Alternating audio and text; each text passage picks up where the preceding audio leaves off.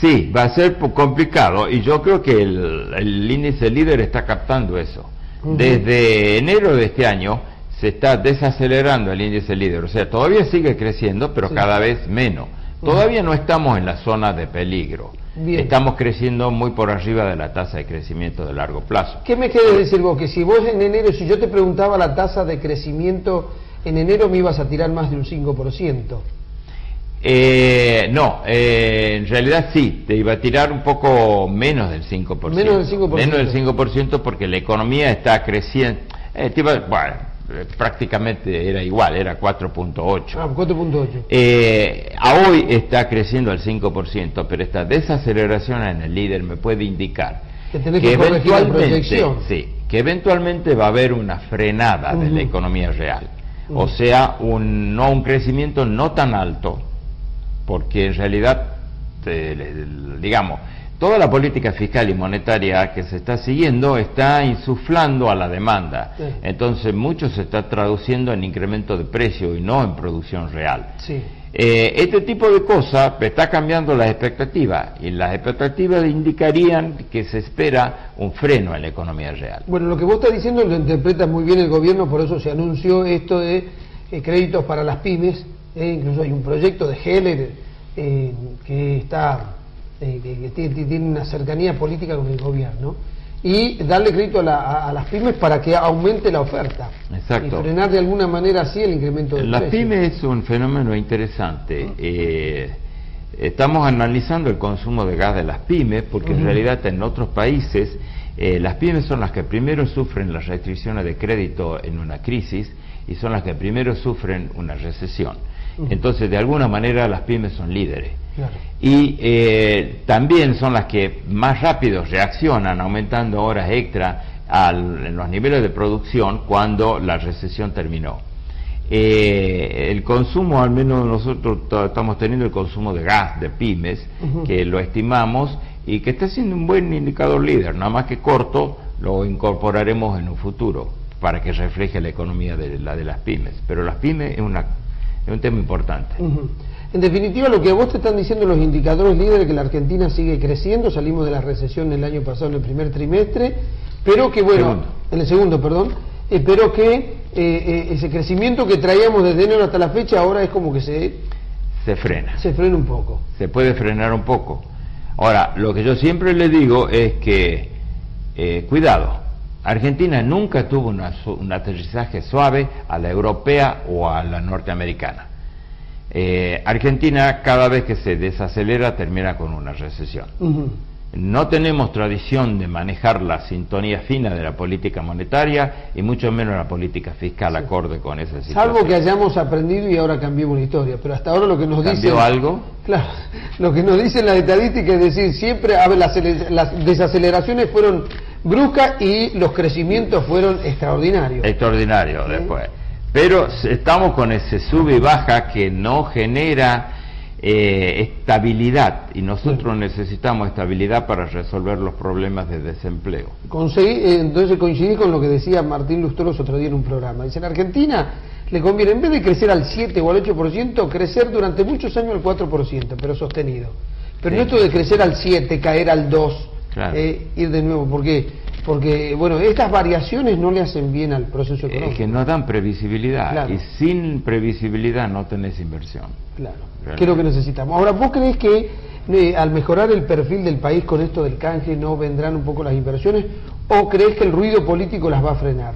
Hay mucho ruido político, hay otras interferencias, por ejemplo, el canje es un paso, sí. El otro paso es arreglar con el Club de París. El Club de París no quiere arreglar con Argentina si no se somete a la revisión del artículo 4 del Fondo Monetario. El Fondo Monetario está poniendo algunas llamadas de atención en las estadísticas argentinas. En el último no solamente pone una llamada a los índices de precios en general, sí. Sino también a estimaciones de la economía real. O sea que sobre todo en un mundo en que está muy sensibilizado con lo que ocurrió en Grecia. Claro. Grecia mintió sistemáticamente durante años Sí. las estadísticas fiscales, Sí. porque si no, no hubiera podido ingresar en la Unión Europea y mucho menos en el euro. Por supuesto, de golpe nos damos cuenta que la oveja negra, pero sí, ya entiendo. Ahora, lo mismo está pasando con Portugal, que hay una expectativa negativa sobre el tema de la deuda. Sí, Del pero endeudamiento. sí, Portugal, España, digamos, son los, digamos, los que están con un problema. España tiene una tasa de desempleo del 19%, muy alta. Muy alta. Economía. Bueno, hablaste de las estadísticas y te metiste en un tema clave, que es qué está ocurriendo con el Consejo Académico del INDEC, del cual formás parte en nombre de la Universidad Nacional de Tucumán. Bueno, este consejo se constituyó mediante un decreto presidencial con el objeto de rescatar la credibilidad de INDEC. Y por una decisión tomada por el rector, me designa a mí representante ante el CAES, y yo inmediatamente le planteé al rector Cerizola que no era tarea para un solo profesional, sino necesitábamos un equipo mixto de estadísticos y de economistas, y además necesitábamos trabajar. A los pocos días de la primera reunión llegó la primera oleada de información de INDEC. En la última oleada de información llegó el Jueves Santo, hace 2 o 3 semanas, 4 semanas, y estamos trabajando en lo que sería el informe final. Me está diciendo que estamos viviendo el último capítulo de este Consejo Asesor Exactamente. del INDEC. Exactamente.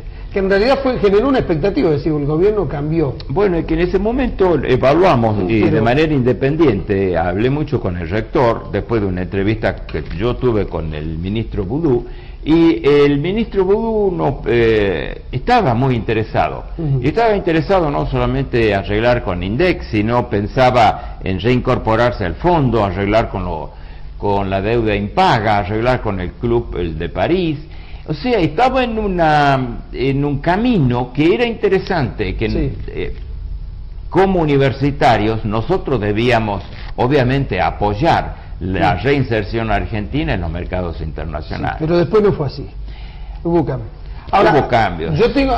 Yo siempre digo que uno tiene que utilizar el análisis político para ver qué puede ocurrir hacia adelante. Cuando vos ves que en el canje se van a dar Bodén 2017, que van a haber cupones atados al crecimiento del PBI, yo dudo que en el INDEC quieran hacer algún cambio. Sí, además, claro, pero está por el otro lado, se sospecha que la medida que se subestima la inflación se va a terminar sobreestimando el crecimiento real de la economía. Guarda, entonces, si antes se decía que se ajustaba la inflación hacia abajo para evitar pagar deuda ajustada por inflación, ahora resulta que vamos a terminar pagando más por deuda que se ajusta por actividad real. Lo veo a la cosa como medio complicada. Claro, claro. En realidad te diría, no puedo mencionar fuente, pero varias de las empresas, de los estudios de economía que han sido en Buenos Aires, digamos, visitados por la justicia, Sí, allanado por la justicia, entre varios de ellos estaban generando índices de precios alternativos. Han llegado a un acuerdo de que van a crear algo así como una oficina paralela de cuentas nacionales para Argentina. Ajá. Lo que me parece una excelente medida. Bien, veamos qué pasa. Muchas gracias.